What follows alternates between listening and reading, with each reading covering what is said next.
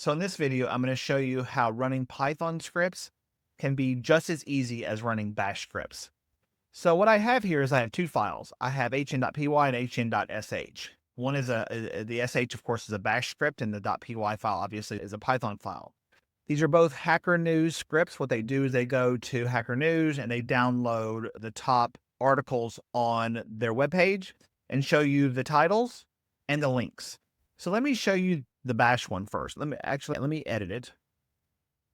And you can see here, this is the code. Of course, it's all written using Bash.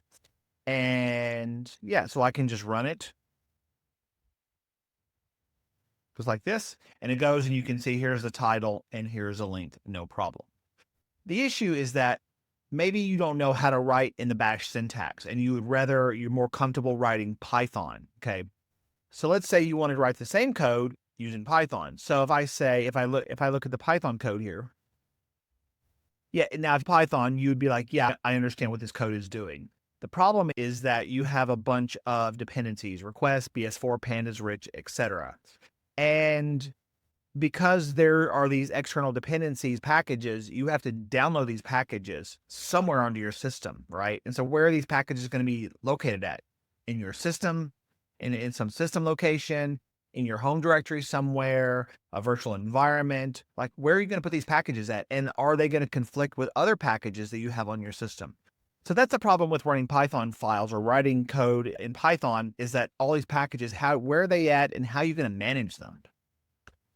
Especially if you just want to write a one-line script, right? And you just want to be able to distribute that script among your friends or your coworkers. You want to make it easy for them to just run this Python file as simply as it is to run a Bash script, okay?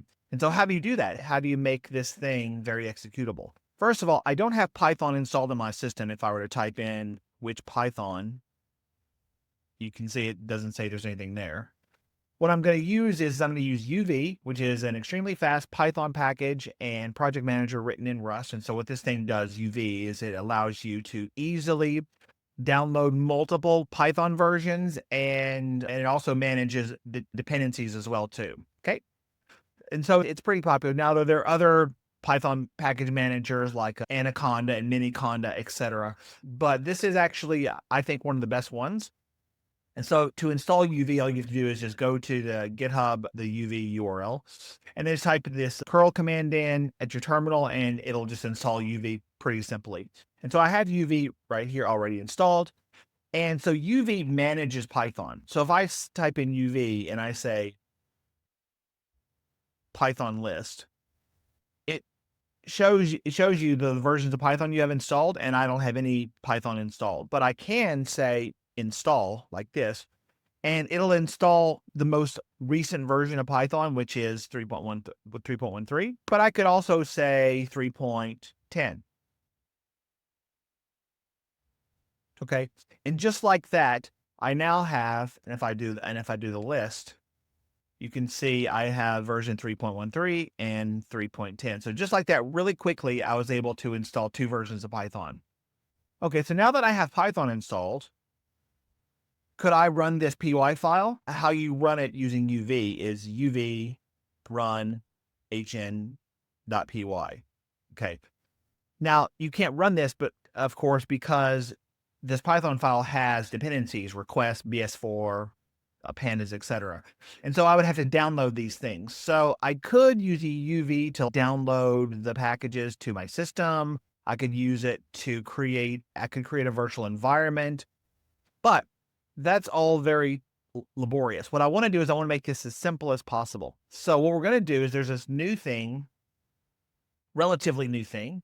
It's called PEP 723. It's inline script metadata. What this allows you to do is if you're writing, say, a one-line script like this, say here's some code here, some Python code, you can attach some metadata to the top of it that basically tells Python when it's running, hey, these are the dependencies right here, like the version of Python.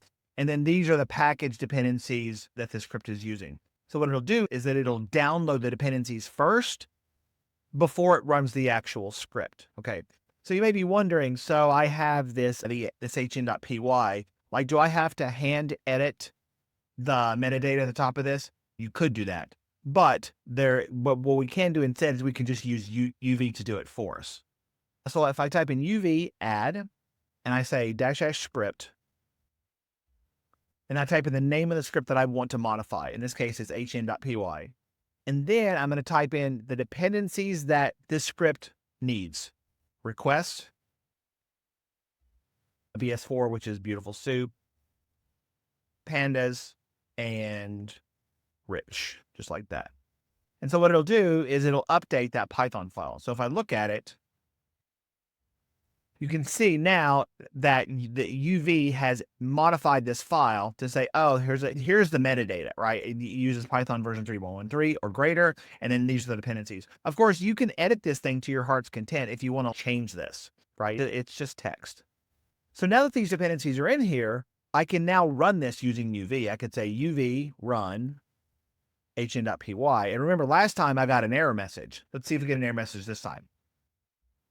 So what it's doing is UV says, oh, this script has some dependencies. I should download them. So it's downloading the dependencies, and then it's going to run the script. And of course, you can see here, nice and beautiful, right? Here's a title, here's a link. It's in a table. It looks all great. It's got some colors and all that fun stuff.